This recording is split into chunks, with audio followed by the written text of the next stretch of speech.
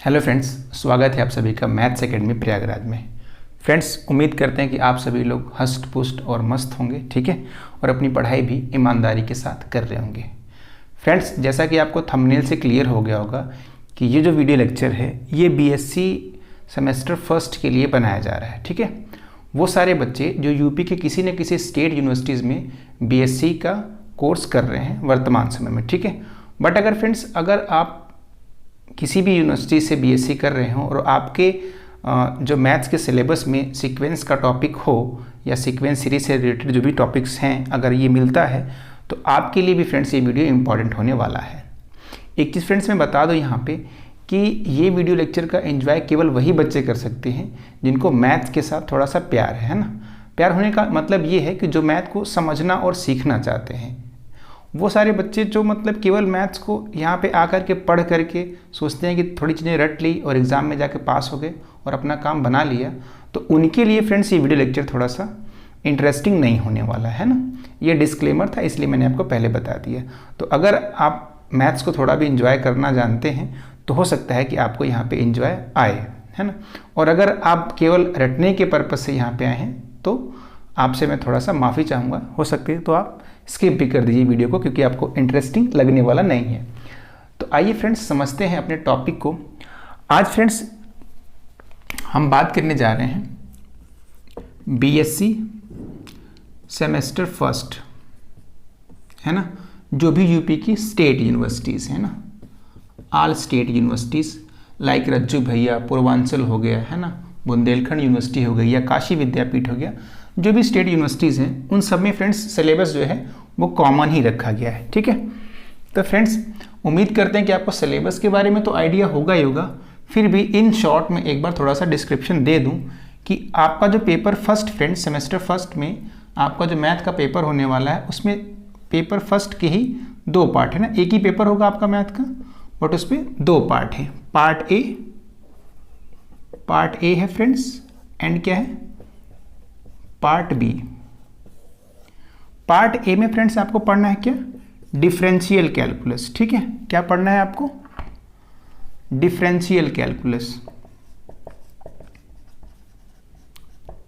Differential calculus. और friends part B में जो आपको स्टडी करना है वो स्टडी करना है इंटीग्रल कैलकुलस। इंटीग्रल कैलकुलस, ठीक है फ्रेंड्स। हर एक पार्ट में फ्रेंड्स 4-4 यूनिट दे रखी हैं, ठीक है। तो आज हम लोग जो स्टार्ट करेंगे वो स्टार्ट करेंगे डिफरेंशियल कैलकुलस से, ठीक है। और डिफरेंशियल कैलकुलस की यूनिट नंबर फर्स्ट को स्टार्ट करेंगे, ठीक है, यूनिट फर्स्ट को। एक बार बता दें फ्रेंड्स आपको कि यूनिट फर्स्ट में जो है आपके न्यूली टॉपिक है एक तरह से, क्योंकि आप अगर अभी 11th-12th पास करके आए हैं तो आपके लिए डिफरेंशियल कैलकुलस तो उतना मतलब अलग सा नहीं लगेगा, लेकिन यूनिट जो फर्स्ट का टॉपिक है, यूनिट फर्स्ट जिसमें क्या है, सीक्वेंस एंड सीरीज है, ठीक है। तो ये टॉपिक हो सकता है आपको थोड़ा सा अलग लगे, है ना, और थोड़ा सा इसमें डिफ़िकल्टी भी आएगी ही आएगी, क्योंकि अभी आप हाल फिलहाल में ही 12th पास आउट करके आए हुए हैं, तो आपका मैच्योरिटी लेवल भी काफ़ी कम है, ठीक है। लेकिन फिर भी हम इसको समझने का प्रयास करेंगे, है ना, कि क्या इसमें चीज़ें हैं। बेसिकली फ्रेंड्स जो सीक्वेंस आपको पढ़ना है यहाँ पे, सीक्वेंस एंड सीरीज। तो सीक्वेंस एंड सीरीज में बेसिकली जो काम करना है वो बस यही पता करना है कि कोई सीक्वेंस कब कन्वर्ज कर रही है, कब डाइवर्ज कर रही है, ठीक है। और उसी तरह से सीरीज में भी कन्वर्जेंसी एंड डाइवर्जेंसी ऑफ सीरीज के बारे में स्टडी करना है, और इसमें ढेर सारे टेस्ट हैं, ठीक है। और यहाँ पे सीक्वेंस की कन्वर्जेंसी दिखाने के लिए ढेर सारे आपको कॉन्सेप्ट और थ्योरम या रिजल्ट मिल सकते हैं। तो आइए फ्रेंड्स समय ना बर्बाद करते हुए हम सीधे जो है स्टार्ट करते हैं अपना टॉपिक, ठीक है।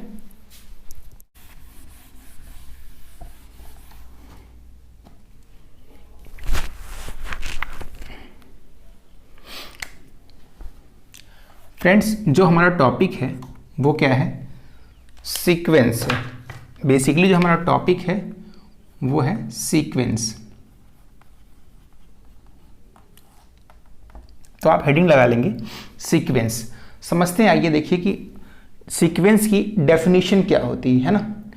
उम्मीद करके मैं ये चल रहा हूँ कि आपको फंक्शन की डेफिनेशन क्लियर होगी, ठीक ना, फंक्शन की डेफिनेशन क्लियर होगी। या हो सकता है बहुत सारे बच्चे को फंक्शन की डेफिनेशन में थोड़ा सा मतलब डाउट हो, है ना, तो उनके लिए मैं बता दूं फ्रेंड्स कि मान लो कोई दो सेट, एक सेट ए है एक सेट बी है, ठीक है।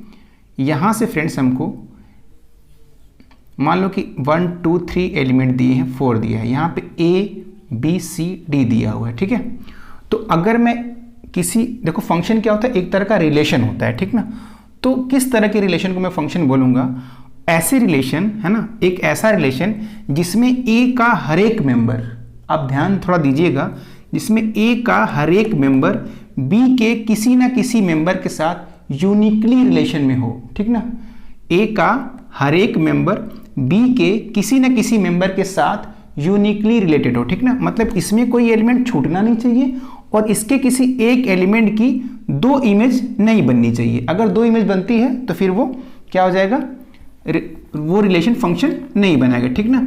और ये भी है कि इसमें कोई एलिमेंट छूटना नहीं चाहिए। ऐसा ना हो कि मान लो A1 A से हो गया, 2 B से हो गया, 3 C से हो गया, है ना, और 4 को हमने छोड़ दिया, ठीक है, तब भी ये फंक्शन नहीं कहलाएगा। इसका भी रिलेशन किसी न किसी के साथ होना चाहिए। मान लो ये A से हो गया, ठीक है, अब यहाँ पे आप कह रहे हैं D छूट गया, तो D छूटने से कोई दिक्कत नहीं है, इधर A वाले सेट का कोई मेंबर नहीं छूटना चाहिए। तब मैं इस तरह के रिलेशन को क्या बोलूँगा, फंक्शन बोलूँगा, ठीक ना, क्या बोलूँगा, फंक्शन बोलूँगा, ठीक है। तो उम्मीद करते हैं कि आप मेरी बात समझ पाएंगे। दो सेट A से B में, ठीक ना, दो सेट हैं A और B, तो A से B में एक ऐसा रिलेशन जिसमें A के हर एक एलिमेंट की B के किसी न किसी एलिमेंट के साथ यूनिक इमेज मिले, तो वो रिलेशन क्या कहलाता है, फंक्शन कहलाता है, ठीक है। इन शॉर्ट मैंने आपको फंक्शन की डेफिनेशन क्लियर करवा दी, ठीक है। क्योंकि ये टॉपिक आप इंटर में पढ़ के आए हैं, तो एक बार आप NCERT की बुक उठाकर भी इसको क्लियर कर सकते हैं, ठीक है। तो फ्रेंड्स आइए समझते हैं कि सीक्वेंस की क्या डेफिनेशन है, ठीक है। तो आप सीक्वेंस की डेफिनेशन लिखेंगे,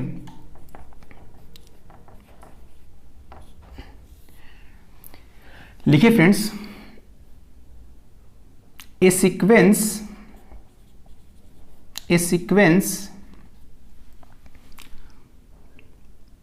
FN, है ना, ये सीक्वेंस को डिनोट करने का तरीका है।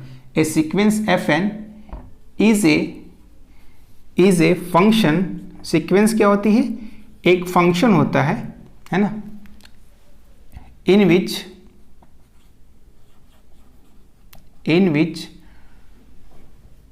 डोमेन इज n, है ना। ये n का क्या मतलब है, सेट ऑफ नेचुरल नंबर, ठीक है, सेट ऑफ नेचुरल नंबर, है ना। Set of natural number friends क्या होता है, आप जानते होंगे सेट ऑफ नेचुरल नंबर क्या होता है। ये देखिए 1 2 3 4 अप टू इनफाइनाइट, इसको हम क्या बोलते हैं, सेट ऑफ नेचुरल नंबर बोलते हैं, ठीक है। तो सीक्वेंस FN क्या होती है, सीक्वेंस FN जो होती है वो एक फंक्शन है जहां पर उसकी डोमेन क्या है, n है, n मतलब set of natural number, and codomain is, जो कोडोमेन होता है ना, जो सेट B था, codomain is any subset of real number R, इसको R से लिखते हैं, ठीक ना।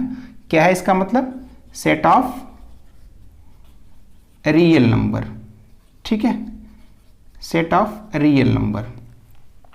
अब इसको मैथमेटिकली कैसे लिखा जाए, है ना, सेट ऑफ रियल नंबर। ये फ्रेंड्स सीक्वेंस की डेफिनेशन है ना। दैट इज, जो FN होगा फ्रेंड्स वो मेरा सेट ऑफ नेचुरल नंबर से, और X कर लेते हैं, X क्या है यहाँ बताओ, सेट ऑफ रियल नंबर का कोई ना कोई एक सबसेट है, ठीक ना। ऐसा नहीं है कि यहाँ पे R ही लिखना मस्ट है ना, बहुत लोग बताते हैं कि यहाँ पे R नहीं लिखा तो गलत हो गया, ऐसा कुछ नहीं है, ठीक ना। X लिखने का क्या मतलब है कि X मेरा क्या है, सबसेट ऑफ R है, ठीक है। अगर फ्रेंड्स ये सबसेट ऑफ R नहीं भी होता, मान लीजिए कि ये कॉम्प्लेक्स नंबर होता, क्योंकि कॉम्प्लेक्स नंबर का सेट रियल नंबर के सेट से बड़ा होता है, ठीक है, तो भी वहां पे मैं सीक्वेंस ऑफ कॉम्प्लेक्स नंबर कहता, ठीक ना। यहाँ पे जो हमको सीक्वेंस बेसिकली फ्रेंड्स पढ़ना है, जो आपके सिलेबस में गिवन है, वो बेसिकली रियल सीक्वेंसेस है, ठीक ना। तो इसलिए फ्रेंड्स हम जो x चूज करते हैं वो क्या चूज करते हैं, सबसेट ऑफ r चूज करते हैं, ठीक ना। सीक्वेंस ऑफ कॉम्प्लेक्स नंबर भी हो सकती है, ठीक है, आप ये बात दिमाग में रखेंगे। लेकिन जो आपका सिलेबस है फ्रेंड्स, वहां पे जो पढ़ना है आपको वो रियल सीक्वेंसेस पढ़नी है। तो रियल सीक्वेंसेस पढ़ना है तो आपको जो कोड में लेना होगा वो इस रियल नंबर का ही कोई ना कोई एक सबसेट चूज करना होगा, ठीक है। तो ये फ्रेंड्स सीक्वेंस की डेफिनेशन थी और ये सीक्वेंस का नोटेशन था, ठीक है। आइए हम समझते हैं, कुछ सीक्वेंस के एग्जाम्पल देखते हैं, ठीक है। Example of sequences, example of sequences, अगली हेडिंग लगाएंगे आप लोग, एग्जाम्पल ऑफ सीक्वेंसेस। तो फर्स्ट इसमें लिखेंगे 1/n, ठीक है। ये क्या है फ्रेंड्स, एक सीक्वेंस है। कैसे है ये देखिए जरा, इसके जो टर्म आने वाले हैं फ्रेंड्स, है ना, वेयर a1, ठीक ना, या f1 अगर मैं कहूं तो f1, तो f1, तो ये 1 कहां से, fn लिखा था मैंने, तो मतलब n की वैल्यू क्या पुट करना है, 1 पुट करना है। तो n की वैल्यू यहां पे 1 पुट करेंगे तो क्या आएगा, 1/1 यानी 1 आएगा। f2, ये फ्रेंड्स क्या आने वाला है, f2, n की वैल्यू आपको 2 पुट करना है तो 1/2, ठीक है। f3, तो 1/3, ऐसे ही डॉट डॉट fn, तो fn तो 1/n ही आएगा, और फिर fn+1, n+1, ऐसे ही इनफाइनाइट तक जाएगा, क्योंकि आप जानते हैं कि सेट ऑफ नेचुरल नंबर 1 से स्टार्ट होता है, 1 2 3 4, और n कहां तक जाता है, फिर ऐसे ही करते करते इनफाइनाइट तक जाता है, ठीक है। तो दीज आर कॉल्ड, है ना, these f1 f2 f3 are called term of sequence, ठीक है। क्या कहते हैं इसको, सीक्वेंस का टर्म कहते हैं, ठीक ना। These are called term of sequence, ठीक है, टर्म ऑफ सीक्वेंस, ये सारे सीक्वेंस के टर्म है। तो ये पहला एग्जांपल है, ठीक ना। ये काफी इंपॉर्टेंट सीक्वेंस है, आप इसको दिमाग में भी रखेंगे, ठीक है। और फ्रेंड्स अगर इन टर्मों को मैं एक सेट में लिख दूं, ठीक है, तो वो क्या कहलाता है, range set of that sequence, range set of that sequence. तो पहले आप इस सीक्वेंस के एग्जांपल को नोट कर लीजिए वीडियो पॉज करके। अब हम समझते हैं कोई दूसरा एग्जांपल, ठीक है। एग्जांपल नंबर 2 क्या है वो समझने का प्रयास करते हैं। एग्जांपल 2, 1/n/n+1, ये भी फ्रेंड्स हमारी एक सीक्वेंस है, और इसकी अगर मैं टर्म देखूं तो आपको पहला टर्म क्या दिखेगा, n की वैल्यू आपको 1 पुट करना रहेगा, तो 1 पुट करेंगे तो क्या आएगा, 1, और नीचे क्या 2 आ जाएगा, तो 1/2, फिर n की वैल्यू 2 पुट किया तो 2/3, और फिर 3/4, 4/5, इस तरह से अप टू इनफाइनाइट तक जाएगा, ठीक है। ये कैसा है, इनफाइनाइट सेट भी आ रहा है, ठीक है। और इसी को मैं क्या बोलता हूं फ्रेंड्स, इसी को बोलता हूं रेंज सेट ऑफ सीक्वेंस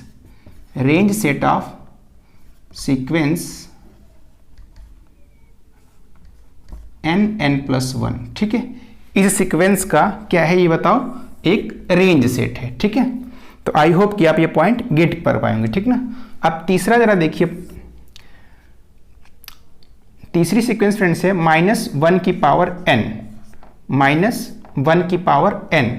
अब फ्रेंड्स इसमें जरा देखिए, अगर n की वैल्यू ऑड है, सपोज करिए n की वैल्यू में 1 पुट करता हूं, तो ये क्या मिलेगा, -1 की पावर 1, तो यानी ये हमें क्या मिलने वाला है, -1, ठीक है।